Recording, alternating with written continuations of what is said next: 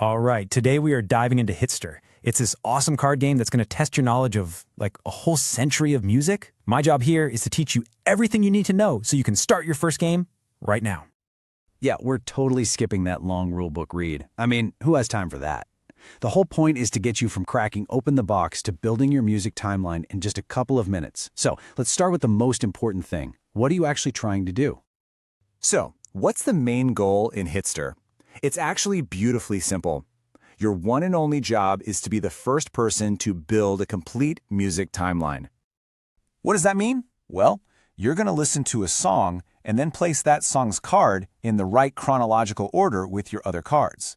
The very first player to get 10 cards correctly placed on their timeline, well, you win the game. Simple as that. Okay, now let's get this thing set up. Don't worry, the prep is super quick. It's designed to get you into the music almost immediately. First things first, you got to decide, are you battling it out solo or are you teaming up? Once you figure that out, each player or team gets 2 of these little Hitster tokens and 1 music card to start. And finally, just pick someone to be the first DJ. No pressure, because this role is going to rotate every single turn. Okay, see that first music card you were just given? Go ahead and place it right in front of you with the date facing up.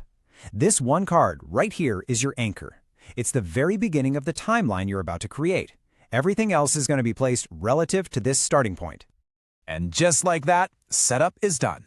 So let's jump into the gameplay and see how it all works. A turn in Hitster breaks down into 3 really simple steps.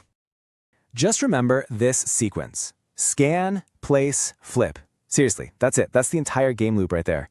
Now let's break down what each of those actually means. So step 1 is scan. The person who's the DJ takes a card from the top of the deck, and then they use the free Hitster app on their phone to scan the QR code. And just like magic, a song is going to start playing for everyone to hear. Okay, now for step 2, place.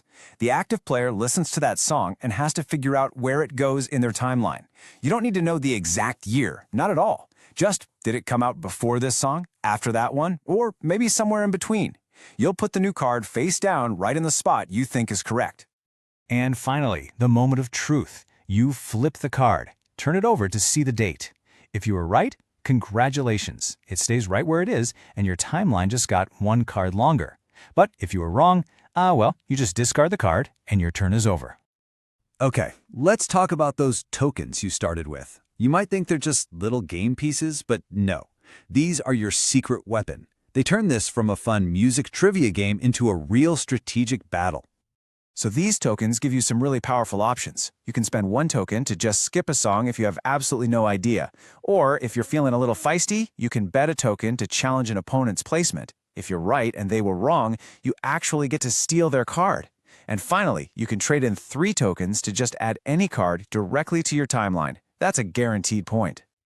So, how do you get more of these awesome tokens? Well, on your turn, after you place a card, but before you flip it over, go ahead and try to name both the artist and the song title. If you get them both right, you earn a brand new Hitster token. Okay, so we've covered setup, we've covered the gameplay. Let's get to the most important part, right? How do you actually win? And it all comes down to one little magic number. 10. That's the number. The entire game is just a race to be the first one to get 10 cards placed correctly in your timeline. You got to keep this number in your head on every single turn. The end of the game is super simple. The moment a player correctly places their 10th card, the game just stops. That player wins right then and there, and they earn the amazing title of the Hitster. Now, once you've got the hang of the original game, Hitster actually has a few different ways you can play, to keep things fresh and challenging. Let's take a super quick look at those. You can play as a pro, where you also have to name the artist and title to even keep a card. Or, for the real music nerds out there, there's expert mode. Here, you need the artist, the title, and the exact year. And a cool little tip is that different players can actually play on different difficulty levels in the same game, which is awesome. And if you're more of a team player, there's a cooperative mode. In this version, everybody works together, trying to build one single timeline of 10 cards.